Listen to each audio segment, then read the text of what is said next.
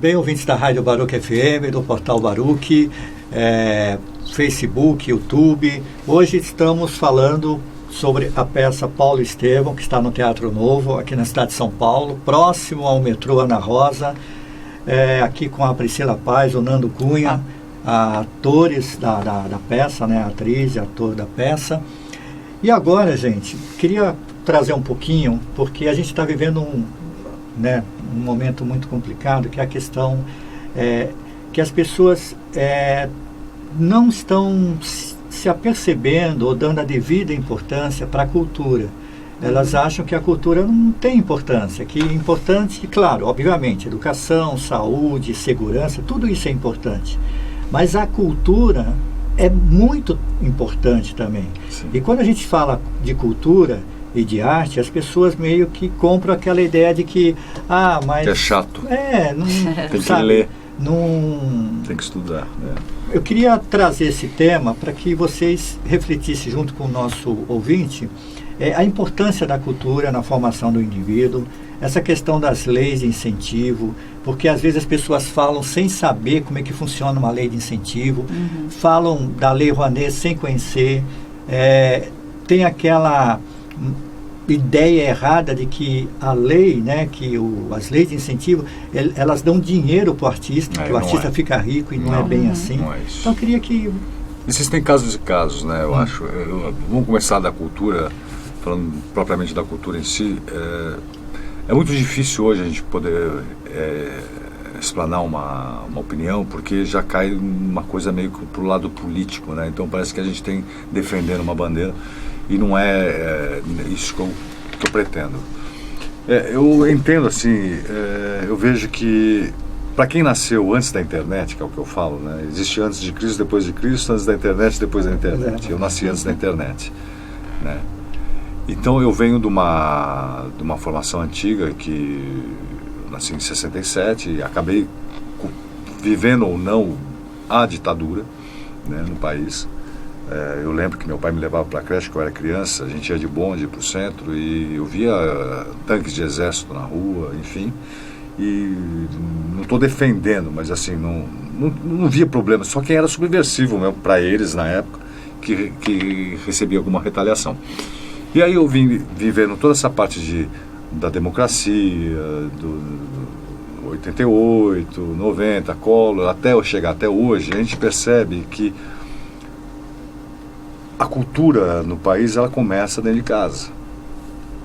Porque meus pais, graças a Deus, o pior, não era nem o pior, para mim foi o melhor castigo que eles me deram, se eu fizesse alguma bagunça, além de apanhar, é óbvio, apanhava muito, mas eu tinha que ler livros. Eles davam livros assim gigantes para mim e para meu irmão ler. E é onde eu desenvolvi a minha... Na verdade eu adorava, às vezes acho que eu até aprontava. Essa eloquência toda. Até aproveitava para aprontar, para ter esse tipo de castigo, né, para receber livros para ler.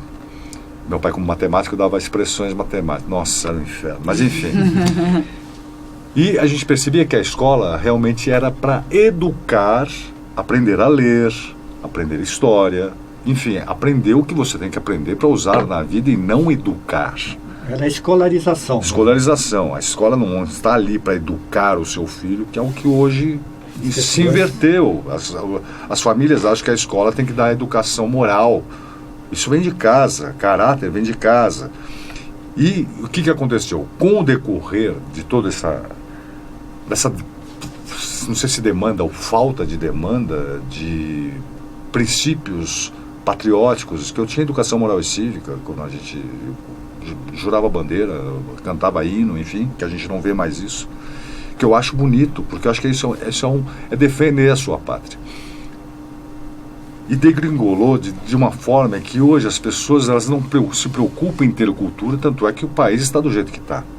Não só culturalmente no intuito de se preocupar em conhecer alguma coisa mais aprofundada, como um teatro, um cinema mais, com um filme mais dirigido, não só essas coisas de super-heróis, enfim, mas de filmes mais elaborados, tem um roteiro, né? As pessoas preferem se preocupar com coisas assim que um carnaval que não precisa pensar, não que não seja bom o carnaval, é uma delícia, mas é uma festa cultural que não acrescenta, eu acho que não acrescenta em nada na cultura do povo, a não ser ficar bebendo e fazendo bagunça, né? Me desculpe. Não, vai lá. Não, eu queria pegar um gancho que você Pode falou falar. desse não pensar. Eu sou mais nova que o Nando, né? Mas pensando como que começou esse nosso fazer teatral, né? Lá na Grécia, né? Que era uma coisa ritualística, que era contação de histórias. Então, o Homem das Cavernas ia lá e sentava em roda e conversava, tudo bem, né? Até chegar na internet. Mas, assim, antes da internet teve a TV, né? Daí cinema, mas antes era só teatro, teoricamente, né? Assim, então, antes era contação de história. Mas pensando nesse lado da cultura, acho que da civilização como um todo, acho que ela tem o caráter contrário do não pensar. Claro, você pode se divertir, mas eu acho que o que a gente faz, a cultura, a arte, ela está aí para você abrir o pensamento do indivíduo, né? De você criar novas maneiras de pensar. Como eu disse mesmo, como é que eu vou chegar nessa personagem Abigail e fazer ela de uma maneira crível e rica, interessante para alguém assistir? Né? Eu tenho que entrar nessa outra lógica, que não é a lógica do cotidiano da Priscila. Então, fazer essa personagem me obriga a pensar, a ser do meu senso comum. Isso, às vezes, dói, porque entra em choque com crenças pessoais, ora não, mas quando você vê um quadro de um pintor que você não entende, mas por que Dalí pintou desse jeito? Se você, a princípio, vai com olhos de não querer aprender, você vai falar que aquilo é uma bosta, assim, desculpa o palavrão. Mas se você... eu acho que a arte e a cultura está aí para isso, de abrir novos olhares, né? Novos interesses. Novos interesses. E é completamente fundamental para qualquer sociedade, porque justamente, se você começa a entrar na lógica daquele indivíduo, talvez você entre menos em guerra, porque você vai entender o que ele está querendo dizer dentro da cultura dele, dentro daquele contexto dele. E eu estou falando isso não é como uma forma de meter pau, porque eu morei no Chile 2 anos, morei em Santiago 2 anos. É uma coisa muito impressionante que eu vi lá, é que lá eles têm muitas bibliotecas, né? E eu ia de madrugada, 2, 3 horas da manhã, lotadas as bibliotecas de Santiago, molecada, 20 anos, 21 anos estudando.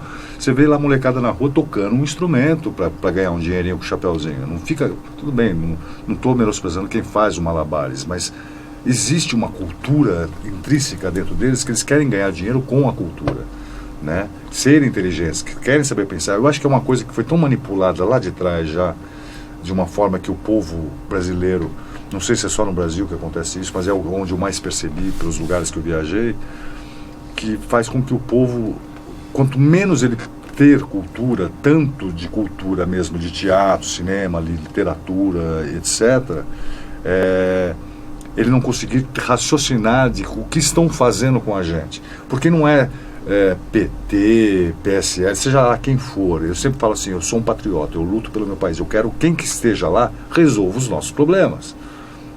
Não estou aqui, pior, o ladrão não é. Mas eles fizeram de uma tal forma que o povo não pensando, ele não reage. Ele não tendo cultura, vendo que ele está sendo enganado por A ou por B, ele não reage. Tanto é que a gente fica numa pasmaceira, eles pintando e bordando, fazendo o que eles querem, e, consequentemente, acabando com a cultura do país. E não entrando, desculpa te interromper, Afrânio, não entrando no mérito político, realmente, claro, porque acho que nem é o nosso propósito. Sim, exatamente. Mas parem para pensar até o quanto você consome de cultura no seu dia a dia, seja na novela, seja escutando o seu Spotify, indo para o seu trabalho ou para sua escola. Uma Netflix, que a gente comenta aí das séries, porque a série está em moda e realmente tem muita qualidade ali, atores incríveis. Aquilo movimenta, num set de gravação, por exemplo, movimenta gente de catering, gente de limpeza, nem pensando no pessoal artístico, de diretor, produtor, atores. A parte de trás, mas né? Depois que grava, a edição, manter um estúdio. A gente aqui está num estúdio que é de rádio, é uma outra coisa, mas também tem muita coisa envolvida aqui que as pessoas não param para pensar. Gente que se deslocou, né? Tem produção de locação, tem gente que transporta tudo aquilo, então gera muito emprego, muito. Uma música que você está ouvindo aí no final de semana, um cinema que você vai com sua namorada, com seu namorado, as pessoas não param para pensar. Claro, né, daí entrando até um pouco na lei de incentivo, tem leis, assim como o governo no geral, nem entrando em mérito de novo político, mas é obrigação do governo oferecer cultura, educação, saúde, fatias do bolo, né? É que o homem, ele acaba sendo a gente acaba dependendo dessas leis de incentivo, né? Que, infelizmente, o homem é corruptível e tem corrupção em toda parte, né? Mas a gente acaba dependendo dessas leis, né? Porque a gente não, infelizmente, no Brasil tem essa dificuldade de repente o empresário entender que, poxa, se eu patrocinar esse espetáculo ou esse grupo, sei lá, de dança, ou dependendo do grupo de artistas, ele vai ter um retorno. Ele vai ter um retorno. Isso demora um pouco, né, para as pessoas entenderem. Como artista, a gente sempre quer que o país cresça, né, como culturalmente, né, porque a gente não pode ficar só amarrado também a só um tipo de música, que é o que a gente percebe que acontece muito no país, até eles tocam exaustivamente aquele tipo de música até ninguém aguentar mais, aí vai para um outro, aí até sugar. Em vez de fazer uma coisa que nem mais ou menos nos Estados Unidos, porque é muito engraçado, Afrânio, porque eu falo por mim, né, eu já tive pessoas que falam assim, pô, mas você é ator, você é locutor, apresentador, você não pode, você tem que ser alguma coisa só. Por que eu tenho que ser uma coisa só? É uma coisa assim que o brasileiro, ou então fala assim, o que você faz? Eu sou ator, tá, mas você trabalha com o quê? Exatamente, né? era isso que eu ia falar. Exatamente. Então, eles não entendem o ator como profissão, porque eles acham que a gente está lá brincando, que não tem um estudo por trás disso, que não tem um comprometimento. Que não é uma profissão, né? Não levam a sério, não levam a sério. Né? E justamente aqui na Baruch, eu gosto muito de pontuar isso, porque eu acho que um canal de comunicação, não importa qual seja, até um jornal de bairro, uma revista, quando você tem um canal de comunicação, você tem que, além de informar, de entreter, mas você tem que formar, você é um formador de opinião. Principalmente. E aí, esses temas que você tem que trazer informação de qualidade. Eu acho que a internet ela é muito positiva, fantástica. Eu acho que hoje a gente não viveria mais sem a internet. Sim. É aquele caminho sem volta. Porque ela abrange muita gente também, né? Mas eu acho que o volume que tem de informações que chega na internet, você precisa filtrar isso, você precisa saber como lidar com isso. Eu acho que às vezes falta aquela informação de qualidade. Uhum. Você compra a primeira ideia que te vende, sabe? E aí tem essas coisas errôneas, como, mas eu até também desculpo o termo que eu não gosto de usar, mas é verdade que o artista é vagabundo, né? Que o artista não faz nada. No Brasil o artista é considerado um vagabundo. O artista ganha dinheiro fácil, e na verdade não é. É uma profissão como outra qualquer. Sim. Né? Que exige estudo, trabalho, dedicação e amor. Então, eu acho que também uma coisa está relacionada à outra, né? Quando se você já tem essa educação também de casa, e você lê, você começa a ficar mais exigente também para o tipo de conteúdo que você quer. Por exemplo, eu já não leio certas revistas, por exemplo, que já não me interessam. Ou, né, certo tipo de... Enfim, até conteúdo de internet já nem entro numa página de tal... Nem vou citar nenhum domínio aqui, mas... Se você já tem um certo estudo e começa a... É igual um jogador de futebol, né? Você não quer mais jogar jogo da várzea, você quer jogar campeonato europeu, entendeu? Acho que nesse sentido... É jogador de futebol. Por isso eu sempre faço esse paralelo. Porque você começa a querer um conteúdo mais de qualidade, né? Então você vai ver um filme... Você quer ver Almodóvar, você quer ver, sei lá, Spielberg, ou você quer ver o Zezinho da Esquina. O Zezinho da Esquina pode ser um excelente diretor, às vezes não tem patrocínio, aí começa a entrar nesse mérito, né? De repente não patrocinam ele porque ele não é um Almodóvar, mas poxa, por que não investir na cultura local do seu país, como o Nando falou? Então é uma coisa que tá tudo relacionado, né? Assim, essa formação de público com conteúdo de qualidade, que eventualmente as pessoas não querem esse conteúdo de qualidade porque elas querem essa diversão fácil. Então, de repente, claro, tem youtubers de qualidade, né? Tem muito podcast de qualidade, mas tem muita coisa que é horrorosa e as pessoas consomem aquilo. Você fala, então até que ponto também, né? Aquele público está sendo formado com uma qualidade horrível, mas porque esse público não se exige pensar também. Uma coisa que eu acho que está muito legal depois da internet é agora essas várias plataformas, né? De séries e tal, que está ampliando o leque para o nosso mercado de atores, né? E consequentemente para todos aqueles que estão por trás disso tudo também. Então, assim, eu acho que assim, é uma coisa muito promissora para o futuro, para nós atores, apresentadores, locutores, enfim, apesar que eu tenho visto alguns documentários que daqui a pouco não vão precisar mais de gente para fazer absolutamente nada, né? Vai ser tudo ou virtualmente, né? Com shows que a gente já está vendo que está acontecendo. Outro dia mesmo, nós como locutores, eu sempre falei uma coisa assim, se eu não vingar como ator, pelo menos como locutor até o fim da vida eu vou trabalhar, porque eu sempre trabalhei como locutor também. Vai lá para Ribeirão Preto, isso aqui Só não, mas famoso, é que eu estava vendo outro que dia um documentário que assim, não vai mais precisar de locutor, quer dizer, é só digitar que já sai a voz e você já tem um banco de vozes lá que você faz mulher, homem, quer dizer, eu falei... a gente tem que se reinventar também, né? O que eu vou fazer da vida? Porque né? é uma ferramenta que é real e tá aí, né? Já tá aí, daqui 10 anos vai ser normal. E a gente não vai chamar mais para fazer, Nando, tem um spot para você fazer aqui. Não vai ter mais isso, provavelmente. Mas aí a gente entra numa questão que até foi pontuada já, que é a questão da indústria cultural, que emprega um montão de gente, tanto diretamente como indiretamente. Então, a gente, por isso que eu falo, é uma questão de reflexão. Que sociedade a gente quer entregar para os nossos netos? Exatamente. Eu não falo nem de filhos, porque temos quase a mesma idade. Eu sou de 66, Nando. Somos quase conterrâneos. Como é que fala quando é de data? Assim, enfim. Não sei. Somos dois velhos. Somos dois velhos.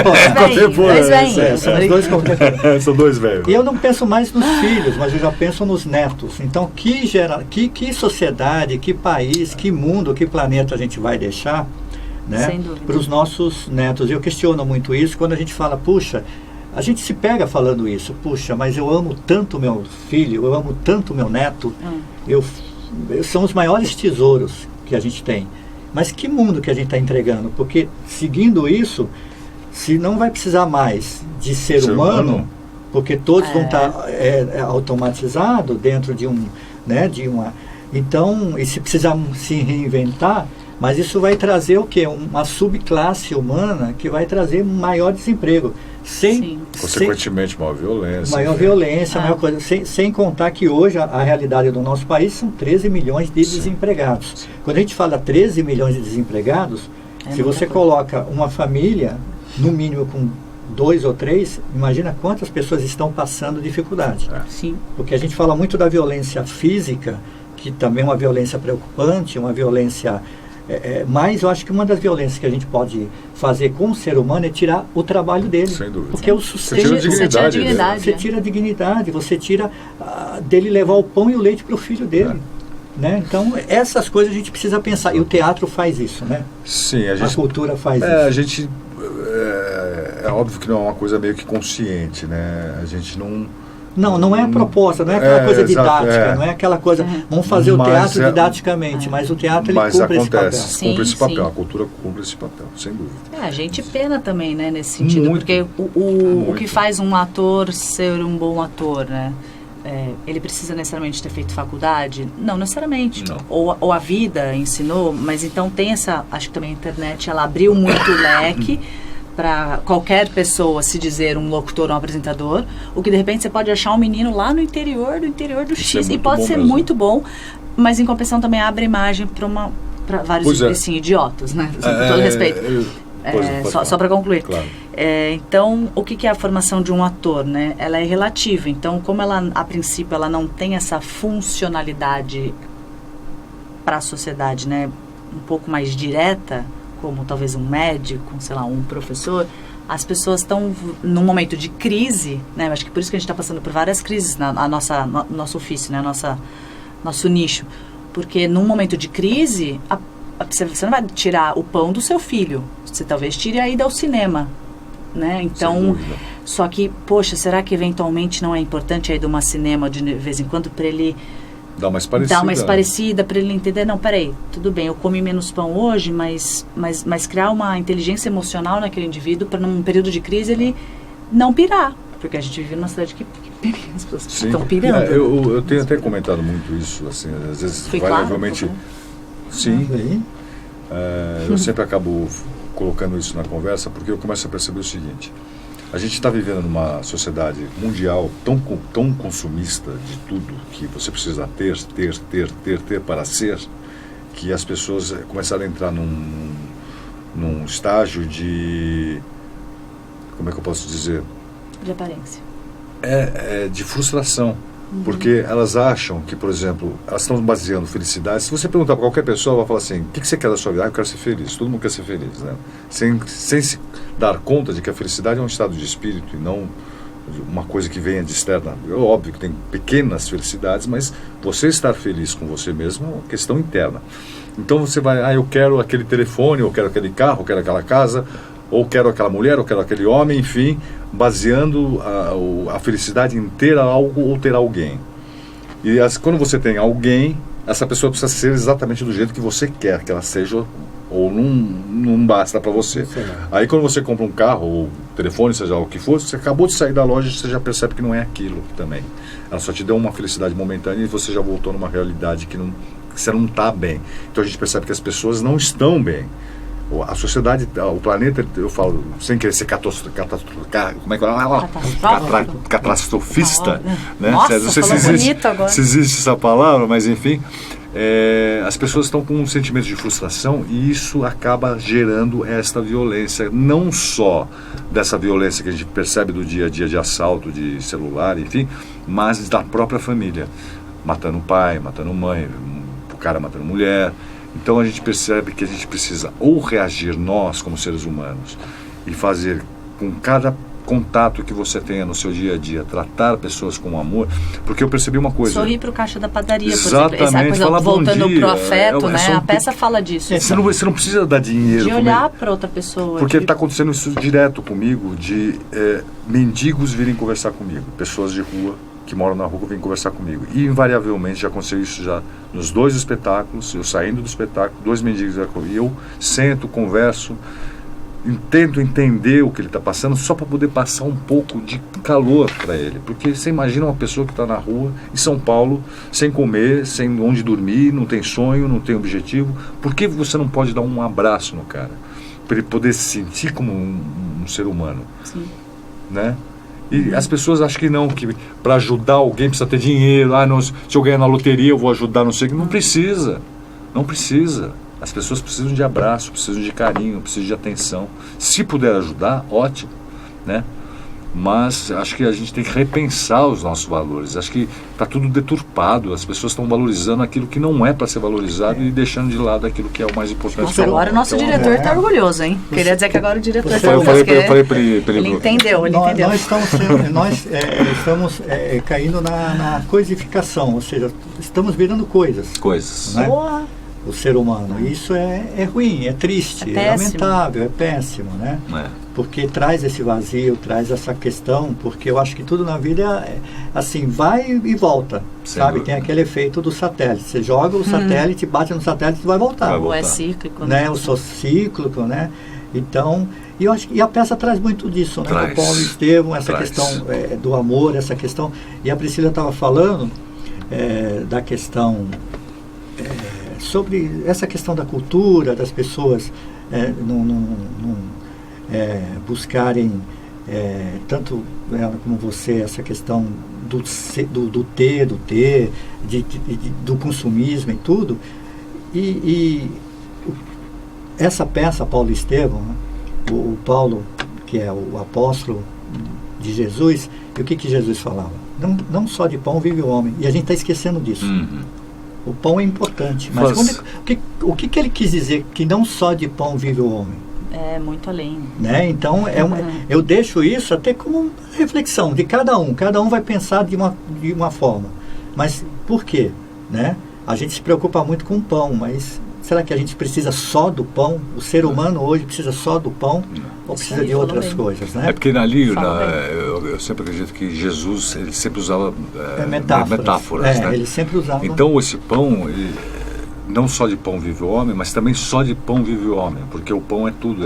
Ali naquela simbologia dele distribuindo aquele pão. Que é a comunhão dele. É a comunhão do amor. Que não é só o alimento. Mas não, é a distribuição de todos os valores do bem que estavam ali representados naquele pão.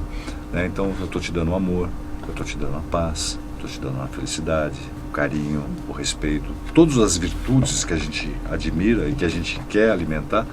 É tão simples, as pessoas, elas ficam é óbvio que não é fácil. É fácil falar eu sempre falo assim, é fácil falar de fé quando você tem.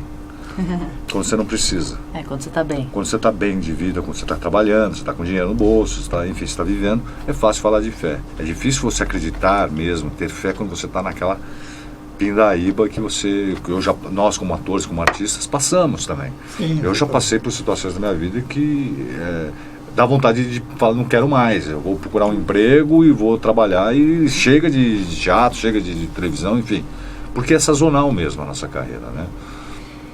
Mas todas as vezes eu sempre sentia que tinha alguma coisa me falando assim, não desista.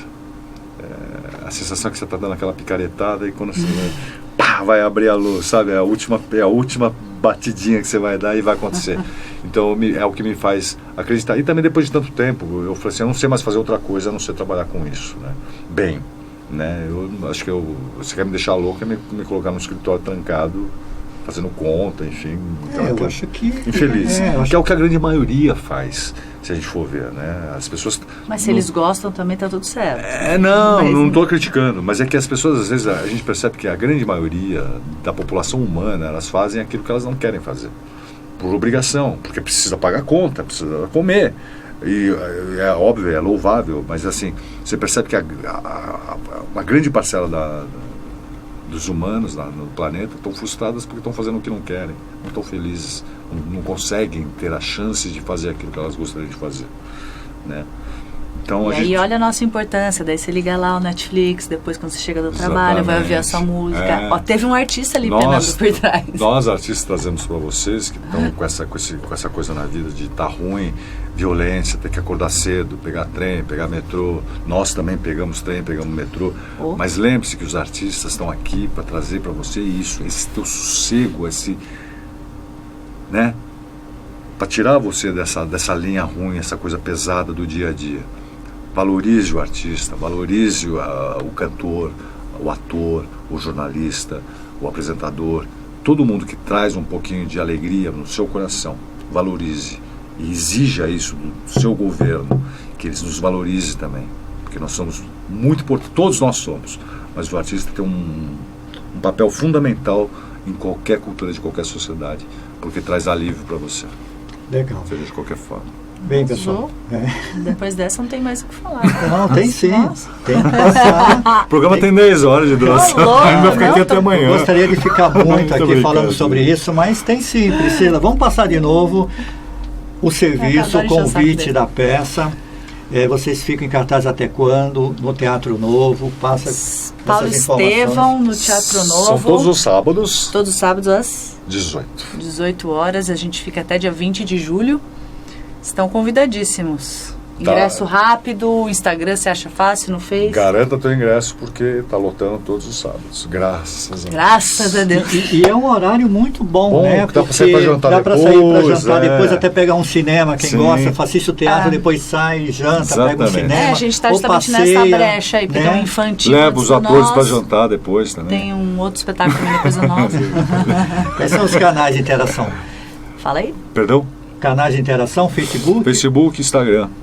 É isso, Instagram, né? Daí dá para comprar pelo ingresso rápido. Ingresso rápido, vai no Facebook, tá lá. Espetáculo Paulo Estevão, tem todas as informações. No Instagram também a gente está sempre passando maiores informações, mas a forma mais fácil de adquirir o ingresso é pelo ingresso rápido, você escolhe o lugar.